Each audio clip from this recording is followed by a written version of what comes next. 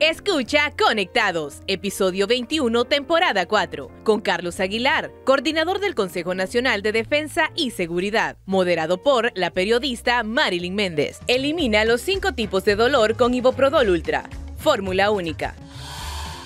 Hola, bienvenidos a su podcast Conectados, un podcast de Radio América con millones de reproducciones y seguimos avanzando en esta tecnología impresionante en todas las plataformas que ustedes ya conocen. Hoy tenemos una conversación muy interesante esta semana. Vamos a hablar con el exministro de Salud, también político, activo, ¿verdad? Y también es el comisionado presidencial, ¿verdad? Del Consejo Nacional de Defensa y Seguridad, ex embajador, un montón de cargos. Le damos la bienvenida al doctor Carlos Aguilar. Bienvenido. Muchas gracias, es un verdadero gusto estar en este espacio justamente novedoso que permite ahora la tecnología llegar a miles y miles de personas. Estoy sorprendido con esa cantidad de millones que usted acaba de hacer mención, así que es un verdadero placer y un honor estar en este espacio de esta potente emisora que el pueblo hondureño tanto quiere y tanto sigue. Sí. Ahí lo va a poder usted verificar en todas las plataformas que estamos y en esta nueva modalidad, doctor, que es un gusto tenerlo aquí. Ya días estábamos queriendo agendar, traerlo al podcast Conectados. Y quiero decirles que el doctor es uno de los miembros del Partido Libertad y Refundación, al que yo considero de los más académicos, doctor. Me gusta tenerlo aquí y que vayamos a platicar de muchas cosas, de lo que está sucediendo en el país, Congreso Nacional, diplomacia, muchas cosas y salud sobre todo. Pero vamos a empezar por ese cargo actual que usted tiene en el Consejo Nacional de Defensa y Seguridad. ¿Cómo llegó ahí, doctor? Porque usted es un médico, pero ¿qué hace ahí? Cuéntenos. Bueno, justamente esta posición que en términos técnicos corresponde a la coordinación del Consejo Nacional de Defensa y Seguridad, un cargo que fue creado recientemente por los miembros que integran el Consejo Nacional de Defensa y Seguridad, que incluyen a los 3 poderes del Estado, a la Secretaría de Defensa, a la Secretaría de Seguridad, el Ministerio Público y una dirección, mejor dicho, un secretariado ejecutivo que la ejerce por ley la Dirección Nacional de Investigación. Cuando este cargo se crea, recibo una llamada de la presidenta Xiomara Castro, estando yo aún como embajador en Ginebra, Suiza, ante las Naciones Unidas, donde ella me expresa su intención de que yo estuviese en este cargo, visto desde las capacidades nuestras gerenciales, administrativas y sobre todo por la confianza y la enorme trascendencia que tiene este consejo y este cargo, por supuesto. El Consejo Nacional de Defensa y Seguridad lo preside la Presidenta de la República en este caso, aun y cuando, quisiera aclarar, el Partido Libertad y Refundación el año pasado en el Congreso Nacional presentó una iniciativa para reformar la ley del Consejo y que no fuese el Poder Ejecutivo quien lo presidiese, como lo hizo el gobierno anterior, porque creemos mucho en la democracia y en la independencia de poderes. Desafortunadamente, el Partido Nacional se opuso a esa reforma y el Consejo quedó constituido con las características que acabo de mencionar. Es una posición que tiene que ver sobre todo con la capacidad de articular desde esta coordinación con los demás poderes del Estado, con las demás secretarías a las que acabo de hacer mención, y que no tiene que ver necesariamente en que este servidor sea un experto en defensa y seguridad, porque no lo soy, ni pretendo serlo, sino más bien jugar un papel más ejecutivo, de poder agilizar las decisiones que toma el Consejo y tener, reitero, esa capacidad de poder interrelacionarme con los demás poderes del Estado y que este Consejo pueda facilitar y tomar decisiones trascendentales para el país, que creo que en las circunstancias actuales es muy importante tener un ente que represente la institucionalidad del país. Y un puesto de confianza también, ¿verdad? De mucha confianza, naturalmente. Las decisiones, la información que se recibe, el manejo de la misma, naturalmente, tiene muchas implicaciones en temas de confianza, lógicamente. Y algo muy importante es la visibilidad de una persona, en mi caso, que soy civil, es decir, anteriormente la presencia de la fuerza militar en este consejo era muy fuerte, y de hecho fue duramente criticado porque este consejo se convirtió en la administración anterior en un instrumento de presión, un instrumento de fuerza que nosotros pretendemos cambiar totalmente y que se vuelva más bien un instrumento para fortalecer la democracia y poder tomar decisiones en beneficio del país y no el interés personal del Poder Ejecutivo, por ejemplo, que es quien preside este consejo. ¿A quién quería la presidenta darle como la fuerza en el consejo si no era ella? ¿A qué poder del Estado? Bueno, precisamente la idea es el balance, porque los poderes del Estado son complementarios, son independientes, pero no hay duda que los tres poderes trabajan justamente por el beneficio del país. Tenemos una nueva Corte Suprema de Justicia, recientemente un nuevo fiscal general de la República, y precisamente para mantener ese balance, la actividad que ejercemos desde esta coordinación es tremendamente importante para mantener esas vías de comunicación con el debido respeto y la independencia de cada poder del Estado. Pero militares y policías también siempre teniendo sí, claro, un papel la Secretaría importante. de Seguridad y la Secretaría de Defensa lo integran, son parte fundamental de un Estado, y desde luego en este caso el ministro de Seguridad y el ministro de Defensa son personas con las que interactuamos prácticamente a diario en la búsqueda, reitero, del beneficio del país. Sí, en el gobierno anterior, doctor, mirábamos este consejo que se reunía mucho, de emergencia, por ejemplo, y en esta ocasión recordamos mediáticamente que se ha reunido solo por lo de una protesta en Choluteca. ¿Se reúnen a menudo? ¿No lo participan a los medios? ¿O qué pasa? Sí, han existido. La reunión más reciente fue hace unos meses, justamente cuando se nombró la Comisión Nacional de Seguridad Agraria, con el objetivo de intentar pues, llevar justicia al agro y impulsar una serie de reformas. La crisis que generó la falta de consenso para nombrar el fiscal general fue algo que influyó mucho en las reuniones del Consejo, porque el fiscal anterior estaba a punto de dejar su cargo, luego vino lo que todos ya conocemos, y es hasta ahora que, bueno, nuevamente hay ya un fiscal general en propiedad y esperamos que el Consejo prontamente se reúna. Vale la pena aclarar también que a pesar que no hay una reunión oficial o formal del Consejo, la comunicación con los demás poderes del Estado es permanente, e igual con las secretarías de Seguridad y Defensa. Sí, es que parecería que no se están reuniendo, pero lo que le mencionaba, que en el gobierno anterior había como más publicidad de estas reuniones de emergencia, ¿verdad? Sí, yo recuerdo perfectamente eso, y la visión que se tenía de este consejo, reitero, era que era más bien un instrumento de poder y de fuerza de parte del expresidente Hernández, y queremos nosotros alejarnos de esa visión porque, reitero, son los tres poderes del Estado que son independientes y no pueden estar sometidos a uno u otro poder. Entonces tratamos de mantener ese equilibrio, y el Consejo se reunirá cuando sus integrantes lo consideren estrictamente necesario. Sí, el tema de defensa y seguridad actualmente en el país, ¿qué información nos puede compartir? ¿Cómo lo están manejando desde el gobierno? Bueno, hay una línea clara que fue definida por la presidenta Castro en su programa bicentenario de llevar una lucha frontal contra la corrupción, contra el narcotráfico, contra la trata de personas y con todas aquellas amenazas que el país enfrenta. Por otro lado, el tema de la seguridad interior, que la lleva justamente la Secretaría de Seguridad con todos los demás organismos, tienen también una misión clara en el sentido de combatir y desarticular las bandas del crimen organizado y el narcotráfico en conjunto con las demás agencias nacionales e internacionales. Creo que la intención de la presidenta en un inicio ha sido siempre trabajar por devolverle la institucionalidad a ciertas áreas del Estado que estuvieron cooptadas por el narcotráfico.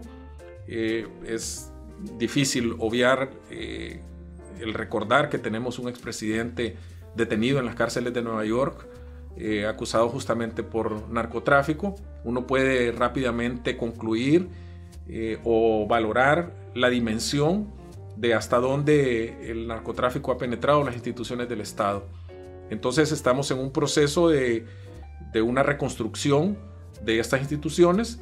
De hecho, la Secretaría de Seguridad hubo un cambio de ministro, un nuevo secretario de Estado, y se están llevando a cabo profundas reformas en estas instituciones con el objetivo de devolverle la confianza a la ciudadanía en estas instituciones del Estado tan importantes justamente para garantizar que haya un combate al crimen, que no haya impunidad, y esperamos que el acompañamiento de los demás poderes del Estado, en este caso el Poder Judicial, que hay una nueva Corte Suprema de Justicia, también garantice que todos estos procesos van a ser llevados de la manera más democrática y transparente posible. Sí. Hablando de narcotráfico, doctor, ¿qué papel jugó este Consejo Nacional de Defensa y Seguridad en la narcoactividad en el gobierno anterior?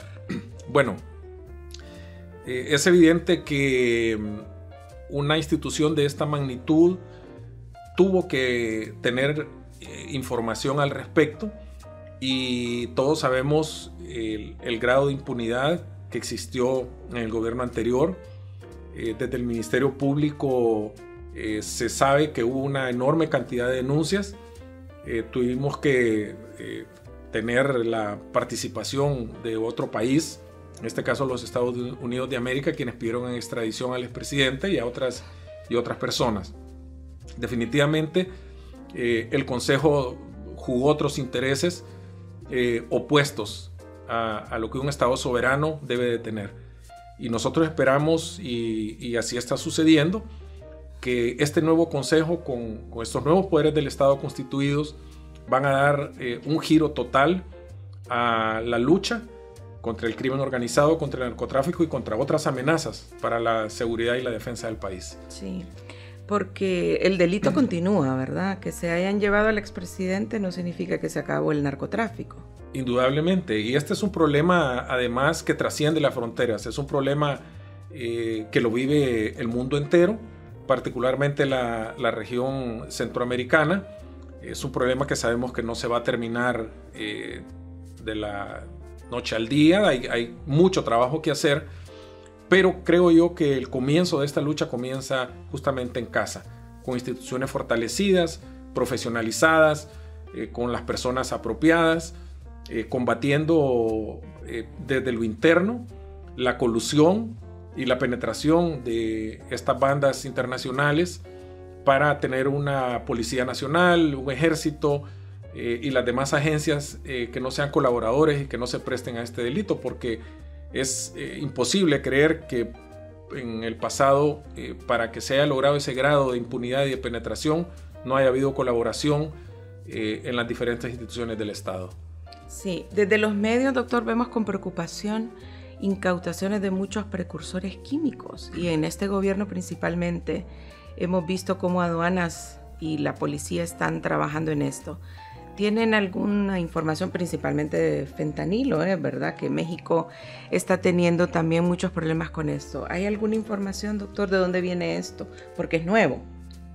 Bueno, definitivamente el fentanilo es una de las nuevas drogas sintéticas que están siendo utilizadas por los narcotraficantes, y definitivamente sí hay mucha información que se está trabajando. Naturalmente, por razones de seguridad no podemos compartir algunos datos, son información muy sensible, pero las agencias de seguridad, en cooperación, y debo decirlo, con otras instituciones y con otros países, se trabaja de forma conjunta. Por ejemplo, tenemos un caso muy reciente de una evidencia de la colaboración entre países, el caso de Costa Rica y Honduras. En la crisis reciente que hubo en relación con las visas, uno de los grandes acuerdos que se llegó es que Honduras va a tener un agregado policial en nuestra embajada de Honduras en Costa Rica, y viceversa, justamente para intercambiar información sensible en este y otros temas relacionados con el narcotráfico y otros delitos. Sí. Y bueno, hablando de diplomacia ahora, usted estuvo de embajador en Costa Rica, ¿verdad? Así es. Antes de irse para Suiza. Sí. ¿Se resolvió todo este asunto con Costa Rica? ¿Me dio usted ahí tras bambalinas o no? Bueno, sí, participamos tras bambalinas primero y después de manera directa formé parte de la comisión que viajó a Costa Rica justamente para tratar este tema. Aprovechando pues algunas ventajas personales de haber estado en Costa Rica, de haber tenido una cercanía y una relación con el presidente Rodrigo Chávez de Costa Rica, con el canciller y otros funcionarios, inclusive algunos líderes políticos de la oposición en Costa Rica. Y en la diplomacia siempre la cercanía, siempre una palabra en el momento oportuno puede ayudar a desenredar problemas que nosotros siempre apostamos al diálogo y sabíamos que lo podíamos resolver. Nuestra participación en este caso fue no solo en términos de resultados positiva, sino de manera personal. Realmente fue muy satisfactorio haber contribuido a esa voluntad de la presidenta Castro de querer resolver un problema con un país muy cercano a nosotros, un país muy amigo. Y realmente fue, reitero, muy satisfactorio también para todas las partes que se vieron perjudicadas por esta decisión. Y aquí es nuevamente cuando vemos que la diplomacia juega un papel crucial en un conflicto con un país que está a 45 minutos en avión de Tegucigalpa, o sea, es un país muy muy cercano, y que lógicamente pues teníamos que hacer todo lo que fuera necesario para poder resolverlo. Y entonces ahora podemos viajar como hemos venido viajando a Costa Rica. ¿En qué quedó lo del visado? El visado desaparece. El único requisito que se pide para los viajeros, digamos el turista, el estudiante, el profesional que viaja, es solicitar aquí en Honduras la hoja de antecedentes policiales, no penales, policiales.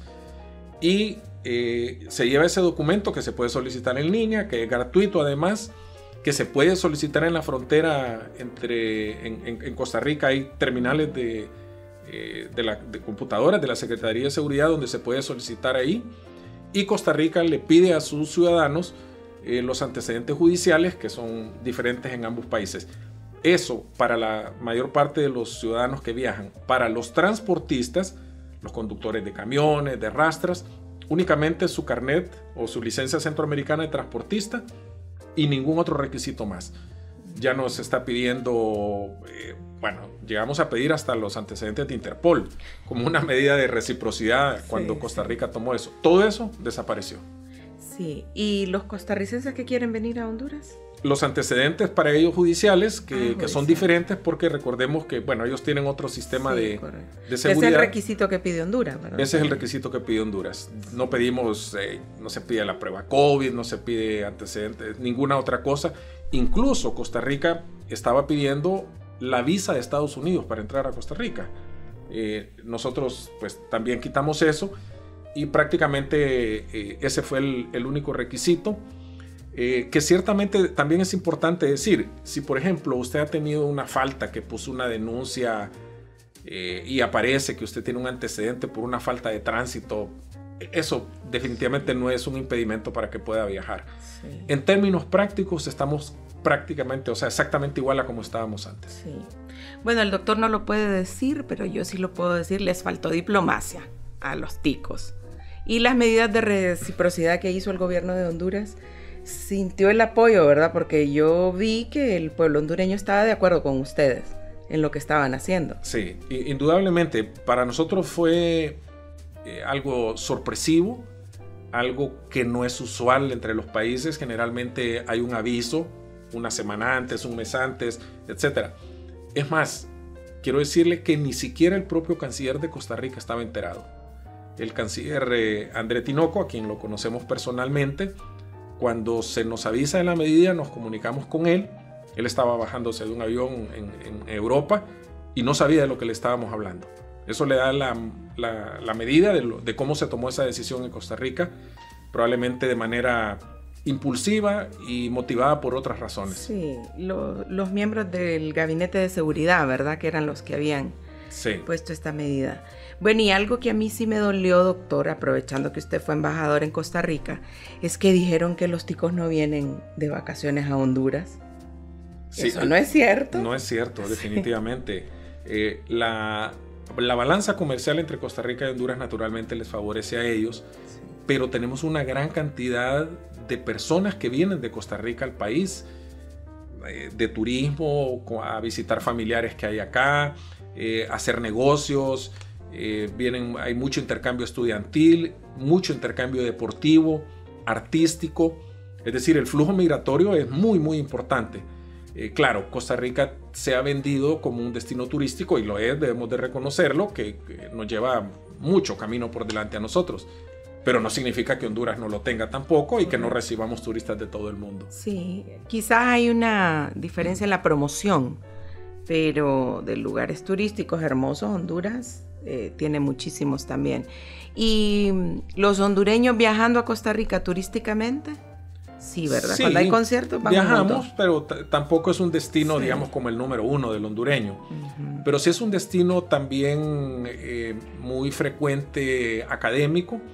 Yo me sorprendí cuando estuve como embajador en Costa Rica al darme cuenta, no tanto los turistas, sino el tipo de hondureño que migra a Costa Rica. Déjeme decirle, por ejemplo, que una de las primeras organizaciones con las que tuve contacto fue un grupo de mujeres hondureñas que tienen un equipo de fútbol que se llaman Catrachas Fútbol Club, que lo integran mujeres jóvenes, muchas de ellas, por no decir la mayoría, que trabajan en el servicio doméstico en Costa Rica, en San José y en algunas otras provincias aledañas. Y sus fines de semana, estas compatriotas, estas mujeres luchadoras de las que, mire, yo me sentía tan orgulloso cuando me reunía con ellas, porque verlas jugar fútbol, logramos ahí donarles unos uniformes con la bandera de Honduras, fue algo muy, muy emocionante para mí. Y entonces, por ejemplo, esa migración que uno no cree que existe allá. Hay mucho emprendedor que vende allá comida hondureña, productos hondureños, estudiantes de todas las áreas hay mucho. O sea, la comunidad hondureña en Costa Rica es muy importante. Y por eso para nosotros era crucial tratar de resolver este problema. Todas esas personas tienen familiares que los visitan y lógicamente el esfuerzo de la presidenta fue crucial para poder lograr este arreglo con Costa Rica. Sí. Y qué bueno, doctor, que se solventó ese impasse diplomático, ¿verdad? Con Costa Rica, porque aunque no vamos de vacaciones a Costa Rica, pero ¿y si vamos? Imagínese ir a sacar visa, antecedentes penales, que son bien costosos, policiales, ¿y qué más le pedían antes? Estaban pidiendo, bueno, la visa norteamericana, la vacuna COVID, pedían otros requisitos, sus antecedentes o constancias financieras, que usted tenía cómo vivir allá, cómo mantener, o sea, era muy, muy complicado. Como prácticamente ir era un Cuba rechazo. O ir a Estados Unidos casi, los requisitos. Sí, definitivamente, totalmente fuera de la realidad y del contexto de dos países hermanos. Y para finalizar con este tema de Costa Rica, doctor, los problemas que tiene Costa Rica con el crimen organizado son graves, porque las noticias no lo vemos como aquí en Honduras, Nicaragua, El Salvador, Guatemala. ¿Sí tienen problemas graves de narcotráfico? Sí. Costa Rica está viviendo, a mi juicio, lo que en Honduras comenzó, yo diría, tal vez hace unos 20, 25, 30 años, cuando nosotros empezábamos a ver a finales del siglo pasado, empezaban a haber muertes de 2, 3, 4, 5 personas. Esas noticias estremecían a la sociedad hondureña. Luego eso fue escalando y con el paso del tiempo, bueno, la situación que ahora vive Honduras, ciertamente han habido algunos progresos en el país. Entonces me parece que Costa Rica está viviendo eso. Es un país que tiene una cercanía con los países productores de drogas en Sudamérica. Hay presencia importante del crimen internacional y ellos están sufriendo el embate de este flagelo. Es, sin embargo, una sociedad que tradicionalmente ha tenido mucha estabilidad social y jurídica, y por eso estos crímenes y esta situación ha sacudido tanto a este país que tradicionalmente no se ha conocido por este tipo de cosas. Pero sí, definitivamente es un país que está sufriendo los embates del crimen internacional. Y de ahí vino esto de estas medidas. Se supone que de ahí surgió eso.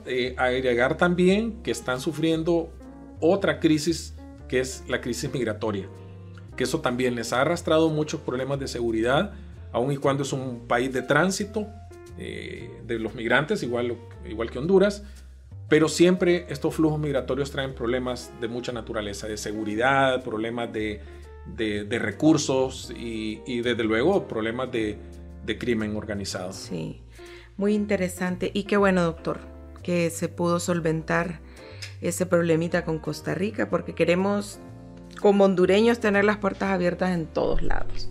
Y que Estados Unidos, donde más se dificulta viajar para todo el mundo, ¿verdad? Que no hayan países de la región con tantos requerimientos para ingresar, quizás solo va en tránsito, ¿verdad?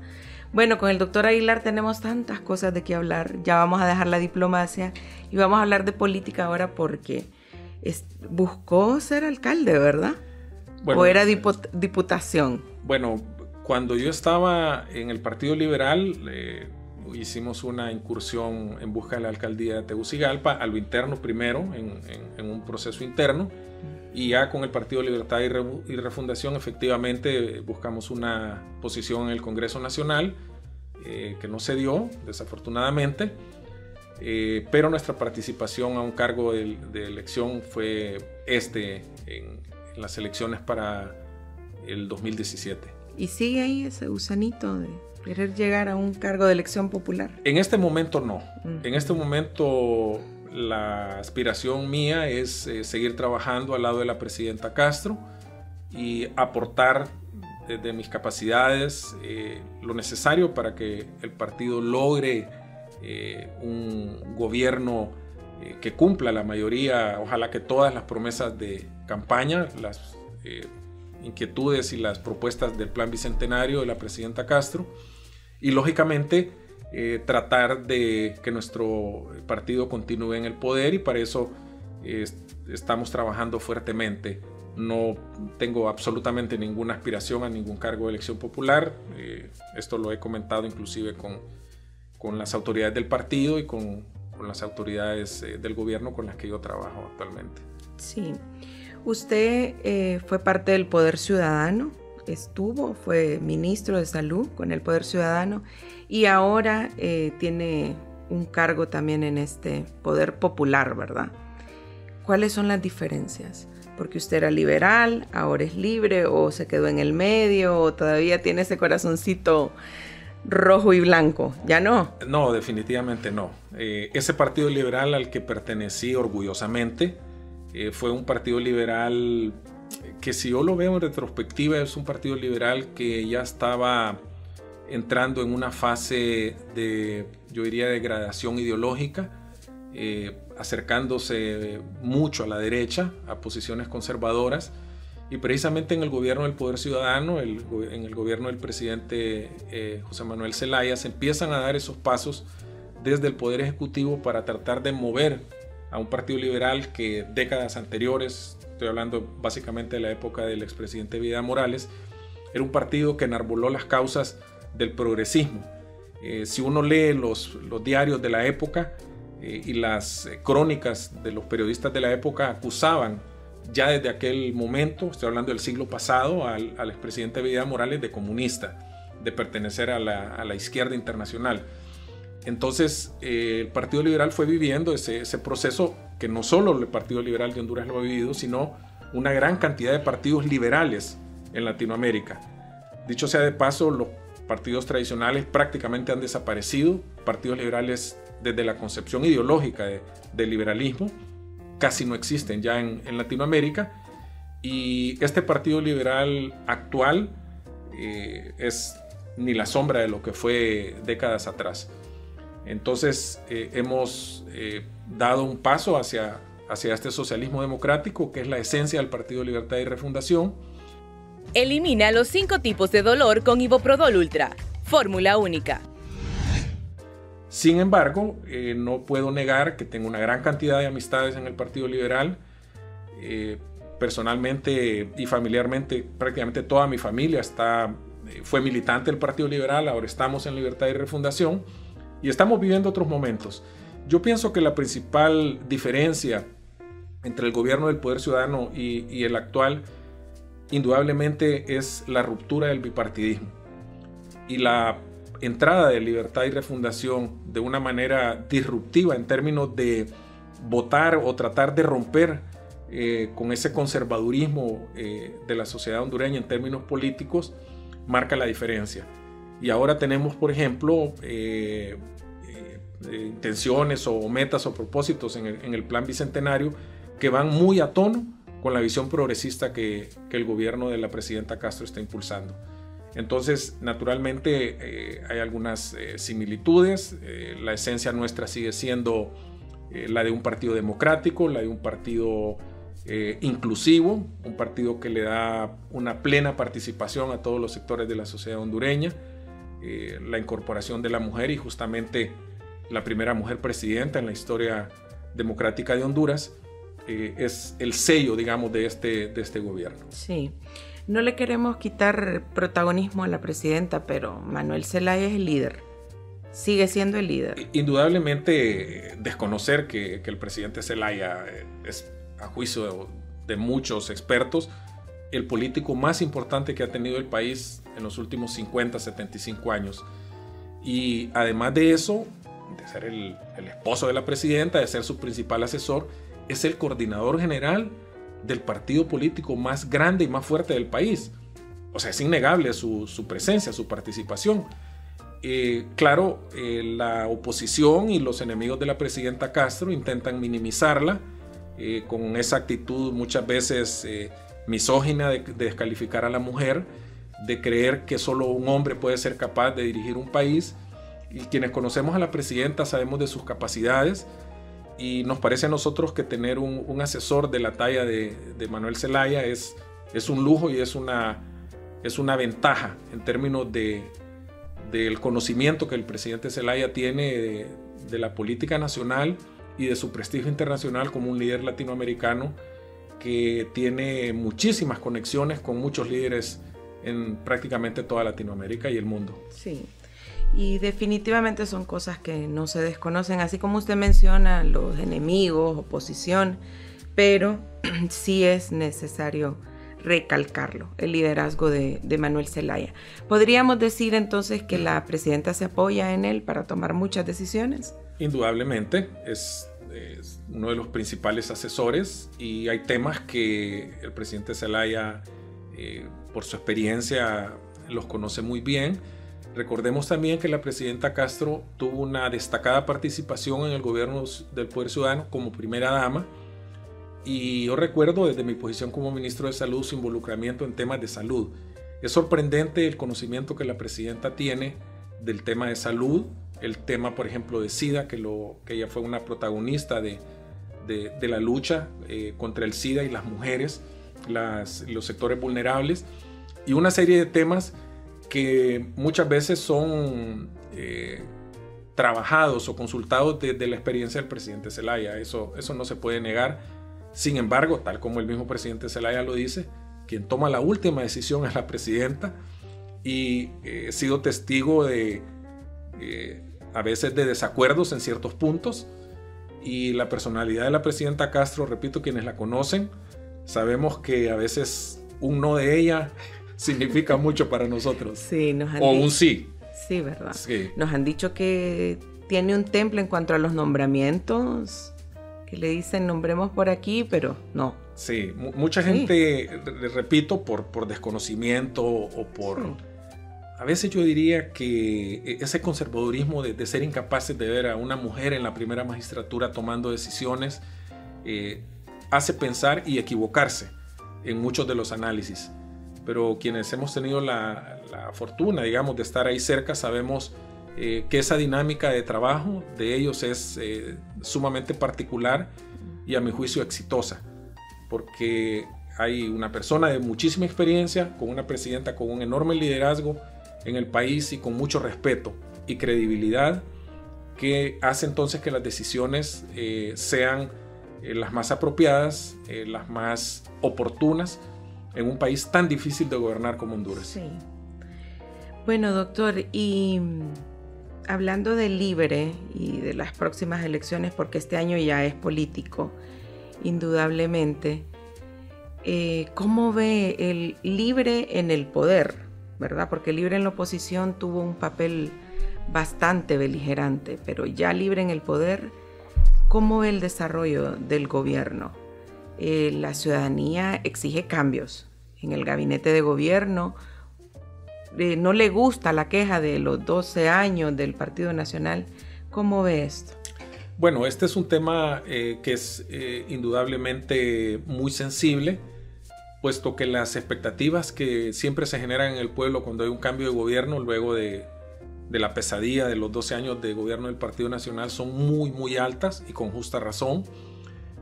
No cumplir esas expectativas en el corto plazo genera indudablemente descontento e insatisfacción. Estamos absolutamente conscientes de eso. Creo que nosotros como partido y como gobierno estamos muy claros en que hay temas que no pueden esperar y que hay que darle solución.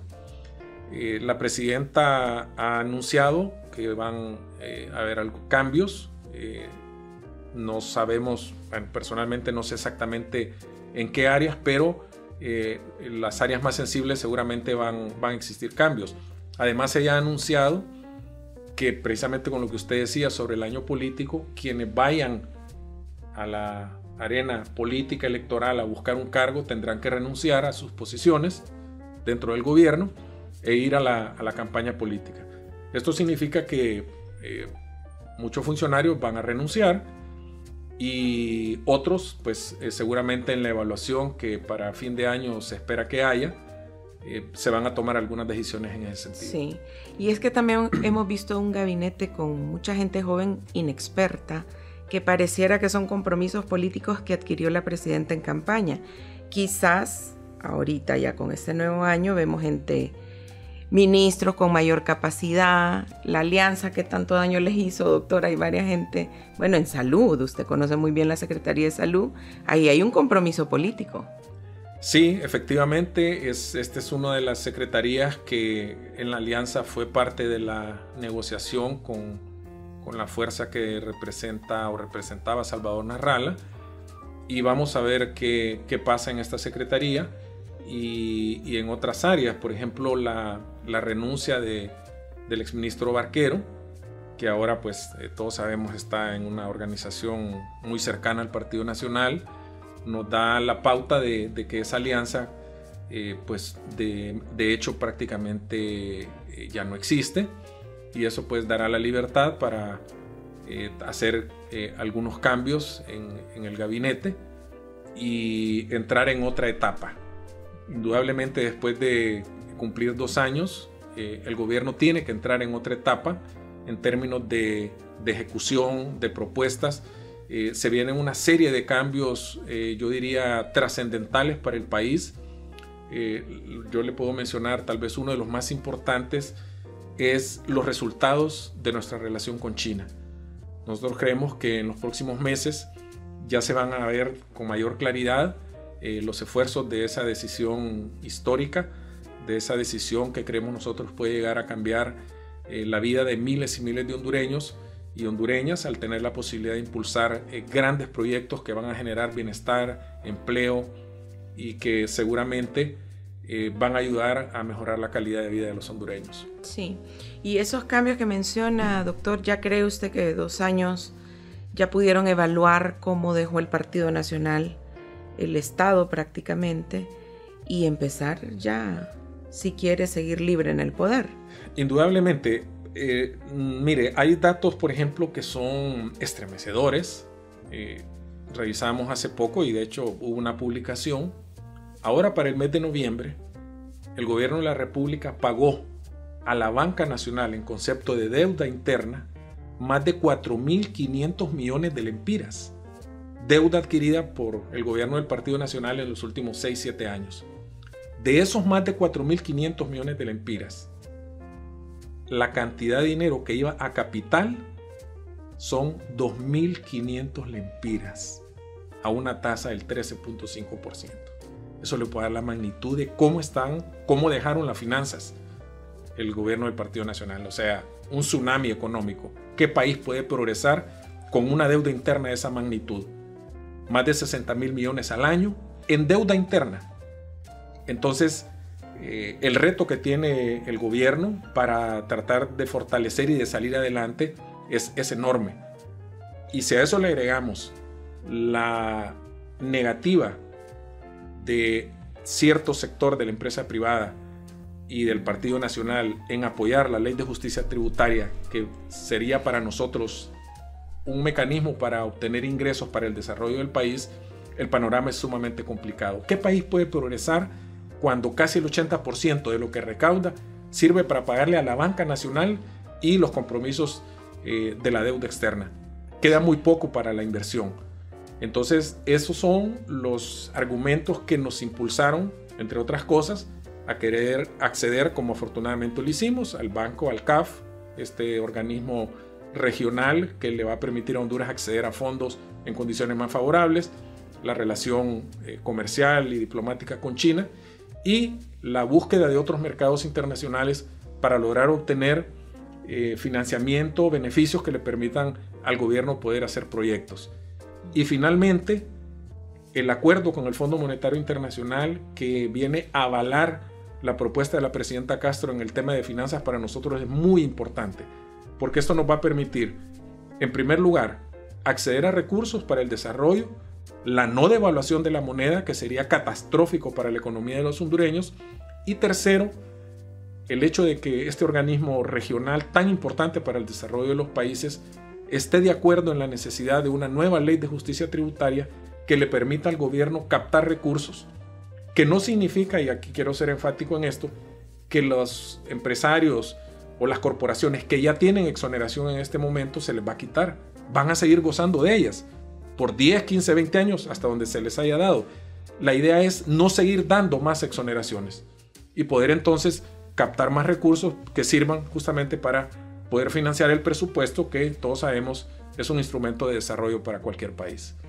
Y vean, el doctor nos hace una explicación económica, cómo están las finanzas, la importancia, doctor, de que los funcionarios públicos salgan a los medios de comunicación a explicar estas cosas, porque la mayoría no lo están haciendo. Tenemos una ministra de Finanzas que solo visita un medio de comunicación en Honduras. Bueno, Radio América la ha invitado. Claro. Bueno, ¿y dónde están esos públicos, verdad? Diferentes. Vamos a decirle a la ministra de Finanzas. Pero yo estoy de acuerdo. Fíjese que en la era de la información en la que estamos ahora, no estar informando en una plataforma, digamos, no convencional como esta, a mí me parece importantísimo. Yo le pongo el ejemplo de mi hijo menor, que tiene casi 18 años. Hijo, a veces en la mañana le pregunto, ¿viste el noticiero? ¿Noticiero de qué mes? En la televisión. Me dice, papá, yo no veo televisión. Todo lo ven en el celular o en la computadora. Y de estos jóvenes hay cientos de miles.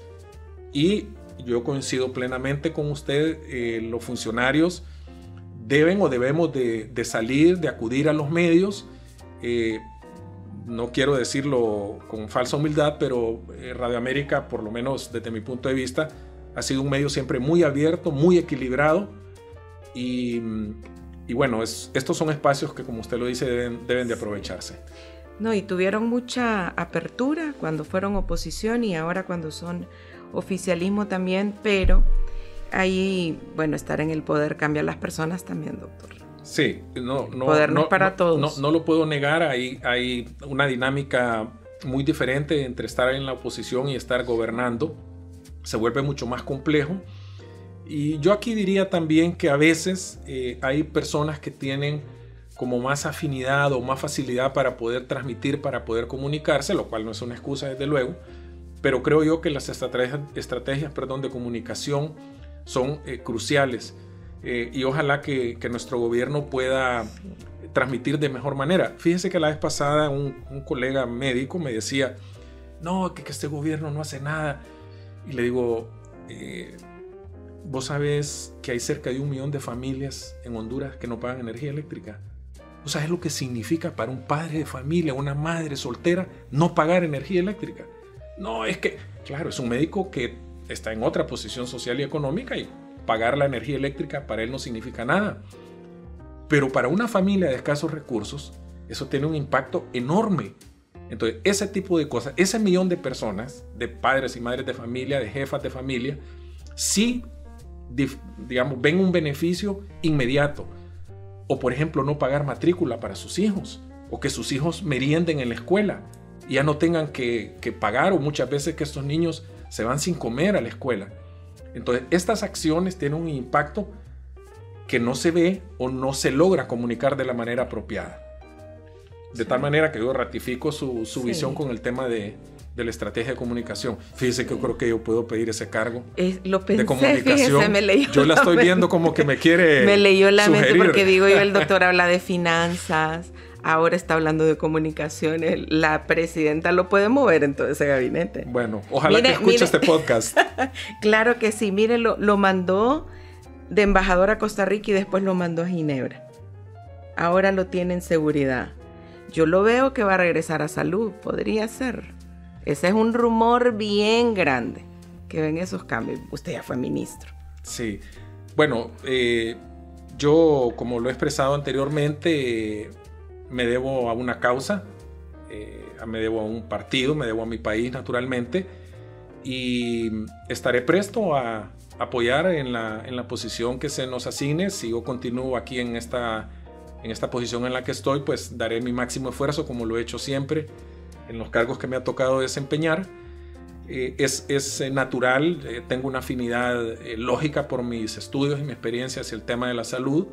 Siempre estoy atento a lo que está sucediendo, apoyando algunas iniciativas del gobierno en esta área. Y bueno, veremos cuál es la decisión que toma la Presidenta de la República. Sí, que se ha calmado un poco la situación en salud, ¿verdad?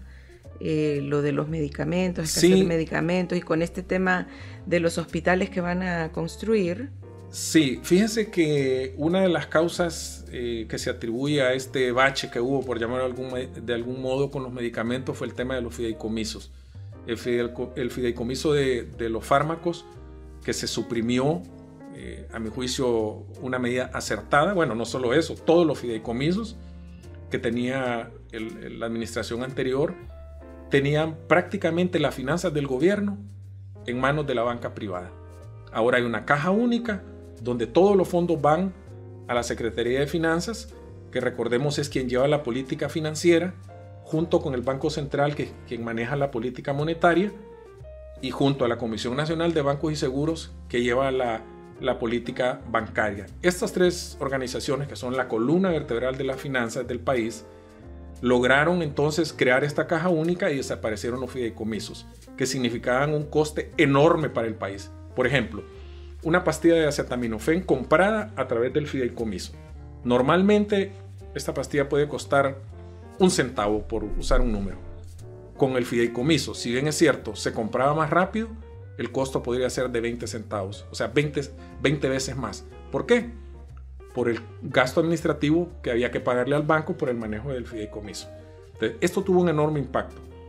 Siento que con el paso de los días se ha ido mejorando, hay todavía mucho camino por recorrer, hay muchas quejas de que no hay medicamentos todavía, y el tema de los hospitales es un aporte importantísimo a la infraestructura hospitalaria, pero no es la respuesta al problema fundamental de la salud. El problema fundamental de la salud se llama atención primaria. Si nosotros seguimos sin modificar, sin intervenir en las comunidades en el nivel más básico, más primario, Honduras seguirá todos los años en epidemias de dengue, de chikungunya, de zika, todas esas enfermedades prevenibles. Honduras seguirá rezagado en el tema de desnutrición infantil y un largo etcétera. Sin embargo, debe trabajarse en ambas vías, es decir, resolver lo urgente, que es tener una emergencia donde ir a tratarse, y resolver lo importante, que es la atención primaria en salud. Sí, sobre los fideicomisos, doctor, los nacionalistas decían que los implementaron para que las compras fueran más ágiles y que no hubiese escasez de medicamentos. Y que no hubiese corrupción. Ese era el otro argumento. Pero hubo. Totalmente. A y B. O sea, se lo digo porque todavía en esa época yo trabajaba en el Instituto Nacional del Tórax pasamos momentos críticos que fueron totalmente desnudados durante la pandemia. Nos tocó momentos realmente dramáticos. Recuerdo, tengo en mi memoria grabado un momento cuando teníamos que ingresar con otros colegas a la unidad de cuidados intensivos, que estaba llena de pacientes COVID. Necesitábamos ropa especial para poder entrar, unas botas especiales para no contaminarnos, y ante la escasez de eso, nos tuvimos que poner bolsas de basura. Nos las amarramos ahí con unos trapos y así entramos. Una situación realmente dramática, vergonzosa, humillante muchas veces para los pacientes y para el personal de salud. Y lo puedo decir con conocimiento de causa que los fideicomisos, por lo menos en el tema de salud, fueron un fracaso. Fue un nido terrible de corrupción. Recién ahora estamos viendo algunos responsables más del escándalo del siglo, digo yo, con los hospitales móviles. La vez pasada escuchaba a un abogado, a quien conozco por cierto, tratando de defender este crimen de los hospitales móviles, y los hondureños y las familias hondureñas que perdieron un hijo, a su padre o a su madre en la epidemia del COVID, y que se pudieron haber salvado si estos recursos se hubieran utilizado apropiadamente, eso no lo van a perdonar nunca al Partido Nacional, ni lo van a olvidar jamás. Esas escenas de gente implorando por un tanque de oxígeno no deben desaparecer nunca de nuestra memoria. Lo de las vacunas. Lo de las vacunas es todavía, yo creo que es la cúspide de la ineptitud. Cuando El Salvador y Costa Rica se nos adelantaron casi 6-8 meses en adquirir vacunas, Honduras todavía andaba viendo quién le vendía las vacunas. Realmente fue un fracaso estrepitoso, y si a eso le agregamos la farsa del tratamiento maíz impulsado por la administración del Partido Nacional y los cientos de millones de lempiras que se gastaron en un tratamiento sin aval científico, sin evidencia, que la misma Organización Mundial de la Salud no avalaba, que la Organización Panamericana de la Salud con su representante acá jamás salió a decir, y yo platiqué con ella después que ella salió del cargo, y ella me decía, nosotros les dimos las evidencias de que eso era un dinero botado, y se gastaron cientos de millones de lempiras. Creo que la reconstrucción del sistema de salud hondureño es sumamente complejo, porque no solo es el tema de los recursos financieros, sino la visión que se tiene que tener. Estos son procesos que llevan muchísimo tiempo.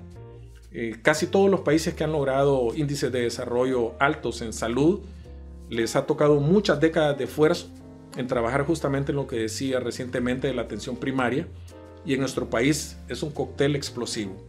Corrupción, ineficiencia, falta de capacidad de gestión, falta de liderazgo. En el peor momento, en la peor crisis sanitaria de la historia de Honduras, quien dirigía la Secretaría de Salud no tenía conocimientos médicos. Eso le da la pauta de cómo quedó la Secretaría de Salud. Sí.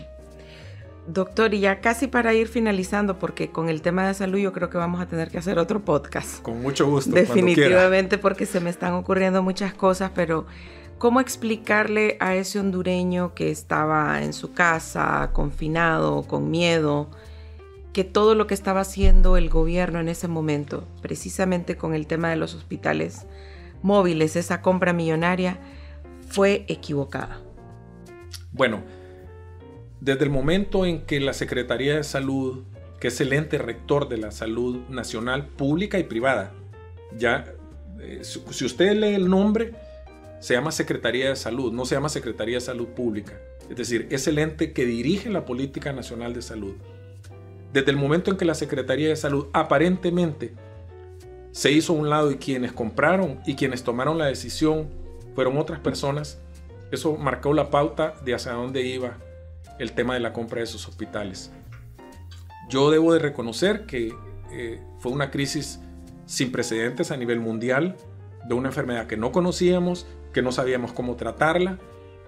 A mí me tocó estar en algunos programas de televisión al comienzo de la pandemia, donde ni siquiera utilizábamos el cubreboca todavía de una manera obligatoria. Es decir, fuimos en una curva de aprendizaje, ensayo y error, que costó muertes. Personalmente yo sufrí COVID comenzando la pandemia sin saber, sin vacuna. Es decir, soy un afortunado, soy un superviviente del COVID por alguna razón, pero yo perdí muchos colegas, enfermeras, personas muy cercanas como consecuencia de los desastres que se tomaron en las decisiones en el manejo de la pandemia.